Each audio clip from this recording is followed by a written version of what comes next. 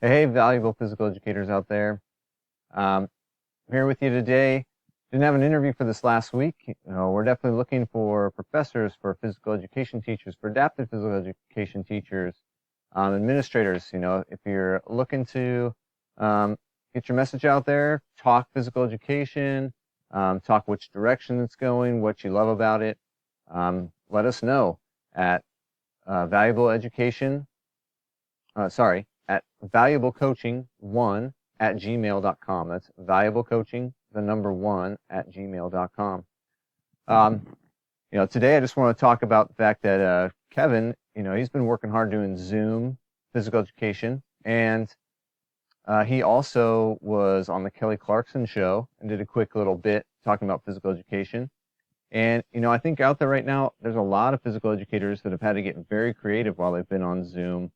I know when I started this, I was making exercise videos a lot. And again, in order to keep it fun, it wasn't just me in front of the camera. I tried to take on different characters and I try to be a little bit silly with it. I teach middle school physical education. I have fifth and sixth graders too. And, they loved having something that was just a little bit different.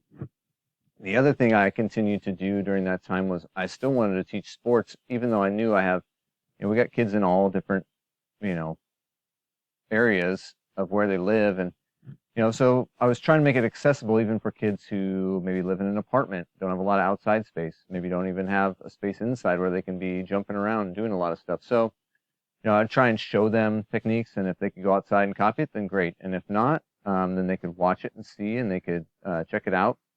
And then with that, I was giving them some quizzes, some easy things, and that's one of the beauties of Google Classroom. And when we get back to regular physical education, at least here in California, I know a lot of other places they're already doing it, but I think doing little forms, little quizzes on Google Classroom is a great, quick way for us to check some of their understanding.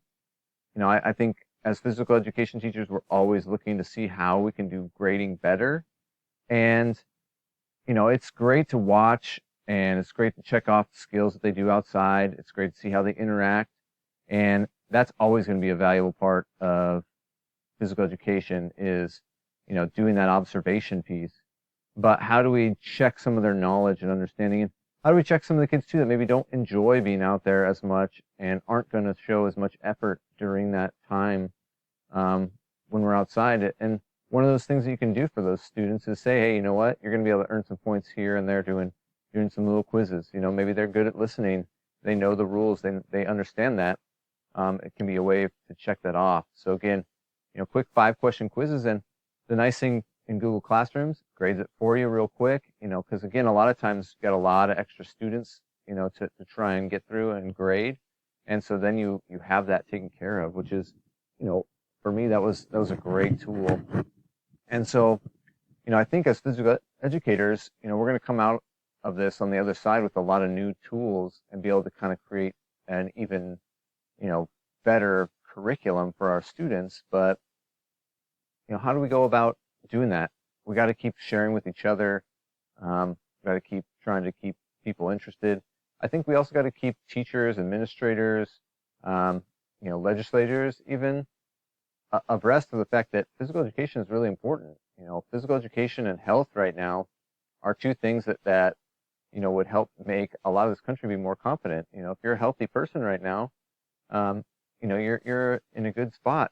And so physical education is where we lay that foundation, and it takes a lot of work to do that.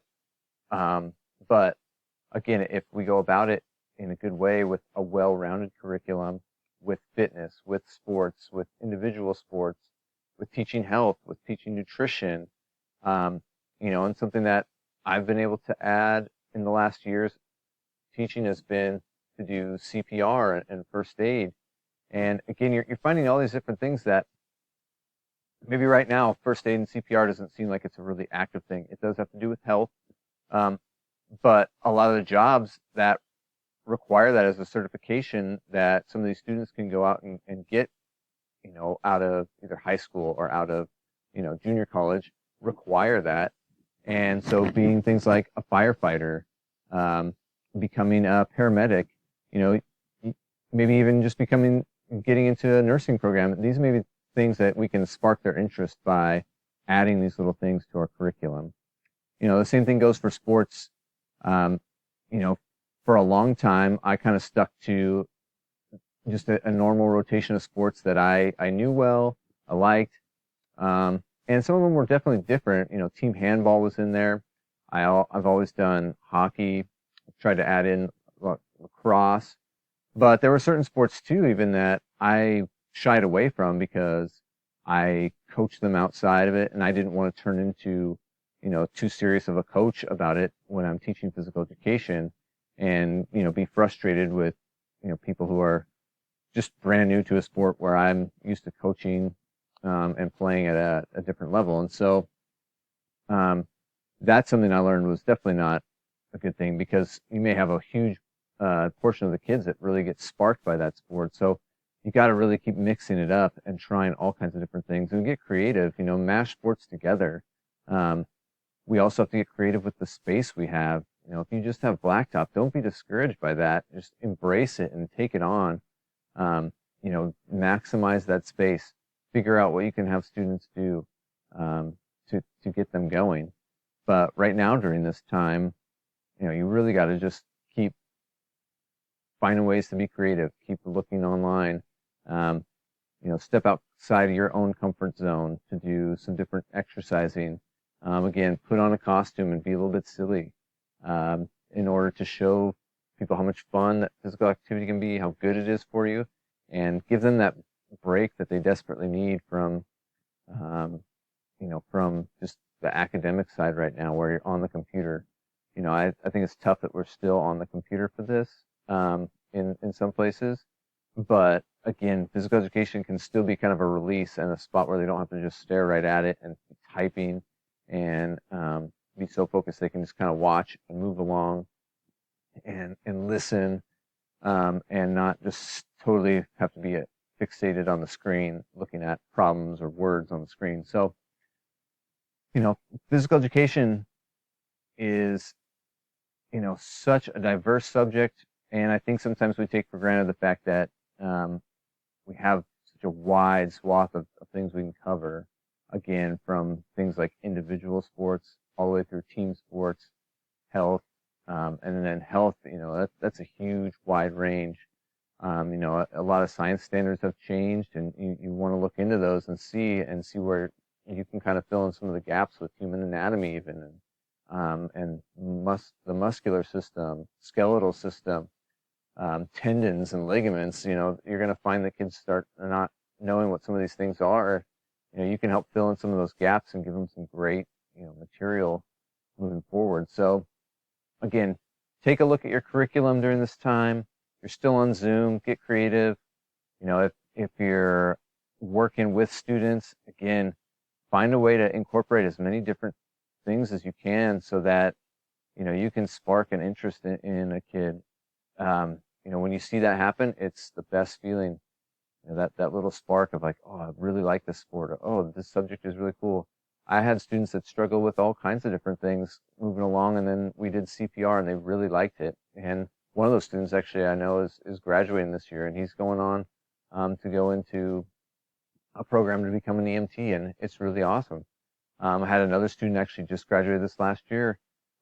He was in my first group of CPR first aid students. He joined the Army right out of high school and is going to become a medic.